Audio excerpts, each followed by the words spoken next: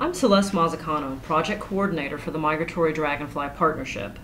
This video will introduce you to the MDP website, show you the resources we've developed to help you participate in our citizen science projects, and explain the basics of creating and viewing records. The first thing you'll want to do is log in. If you're new to the site, click on the Register as New User link. Also, note that if you're already a user of the website ODNATA Central, the same username and password will also allow you to log in to the MDP site. Once you've logged in, you'll see this welcome page, which has some different information and shortcuts. Under your login status, you'll see quick links to submit new observations for migration or pond watch. Below the status box is an events box, which keeps you up to date about things like Dragonfly short courses. The welcome page also has links to the different e-newsletters and annual reports. Everything else you'll need is available through these pull-down tabs across the top of the page.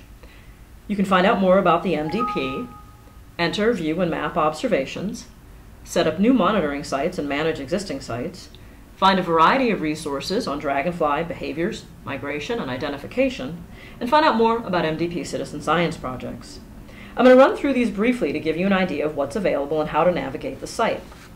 Future videos will go into greater detail about how to register and manage sites and how to submit migration and pond watch observations. So under the Home tab, you can find out more in general about the MDP, as well as privacy policies and our official policy when it comes to collecting dragonfly specimens.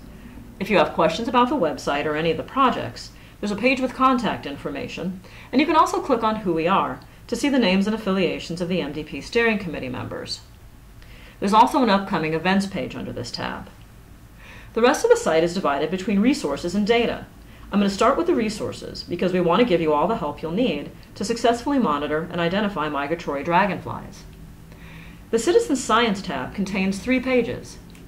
The Initiatives page gives you an overview of all the MDP citizen science projects, pond watch, stable isotopes, and migration monitoring. There are also links to a variety of publications on this page, including fact sheets about the MDP and dragonfly ecology in both English and Spanish, and the detailed protocols manual for the MDP projects. And there are links to newsletters and identification guides. So you can download a PDF version of all of our publications easily.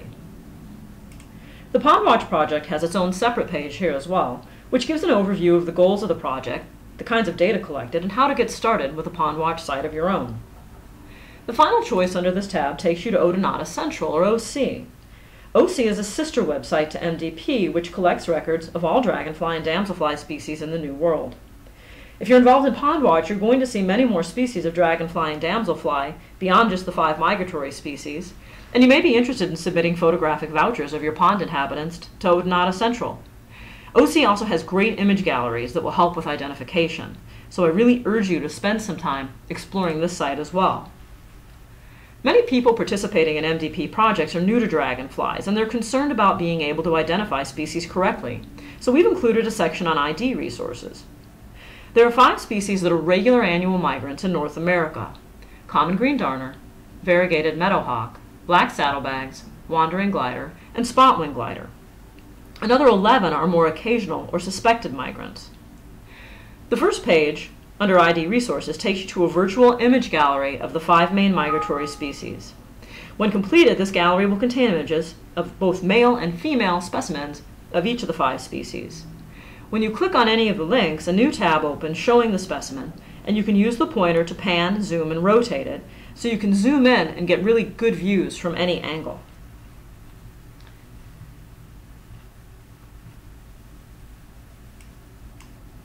The next link, Identification Guides, opens a page that allows you to download the MDP field guide to migratory dragonflies.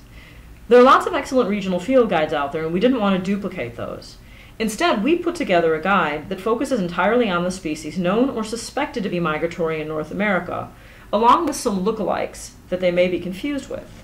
You can look at each of the 5 species individually using the pull-down menu. These pages have all the same information as the field guide, including distinguishing characteristics for males and females, and similar species that they might be confused with.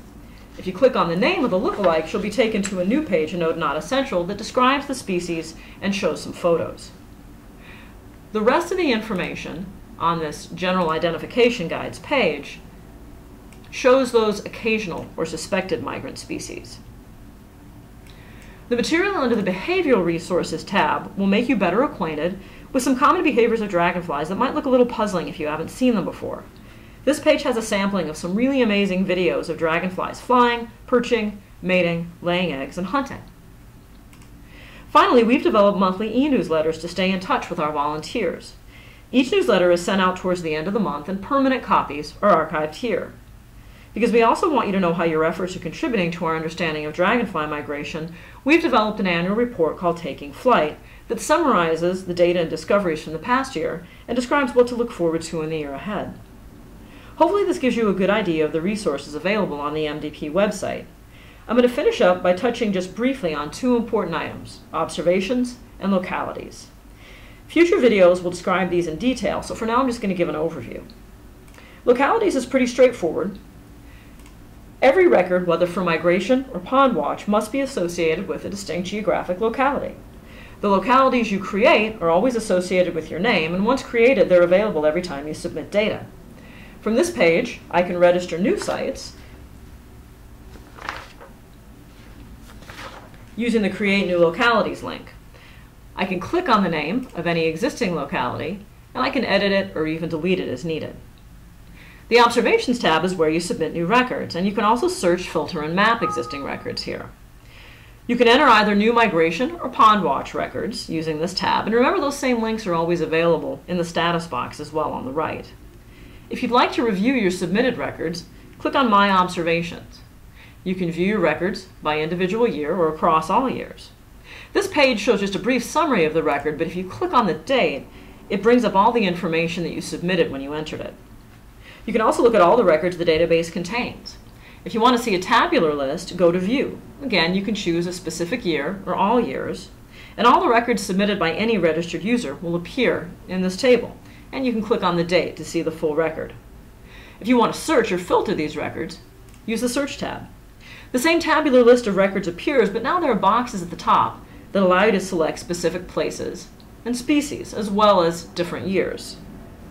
For a more visual record, you can do these same observations, but see them on a map. Select Map under the Observations tab, and enter your desired jurisdiction and taxon. So let's say I'm interested in seeing records that have been submitted in Minnesota. So I'm going to start typing Minnesota into this jurisdiction box. And you can see that pretty soon a list pops up with all the different combinations of the letters MIN available. So I'm going to select the state of Minnesota and then click Add. So now I'm seeing just a cluster of dots centered over that state, and I can zoom in. And because I haven't added any species, this is showing me all the records submitted for Minnesota in the default year, which is the current year. Let's say I'm interested just in seeing where black saddlebags are this year. So again, I'll start typing that species name in, and you can use either the common name or the scientific name. The drop-down menu will still appear. Now I click Add, and I can see that for the current year, there's just a single black saddlebags record. And I can mouse over that, or I can click on it and get more information about that record. You can also add more taxa, look at more species in the state. Let's say I'm also interested in variegated meadowhawks. I start typing that name in, select it from the list, and click Add. Now a new dot appears that shows me where the one variegated meadowhawk observation for this year is. And you can see that each different species is represented by a dot with a different color. So that ends our tour of the basic navigation of the MDP website. Look for additional videos coming soon to help guide you through setting up new sites, as well as submitting and recording observations. I hope you'll take some time to explore the MDP website and get involved in helping us learn about dragonfly migration in North America.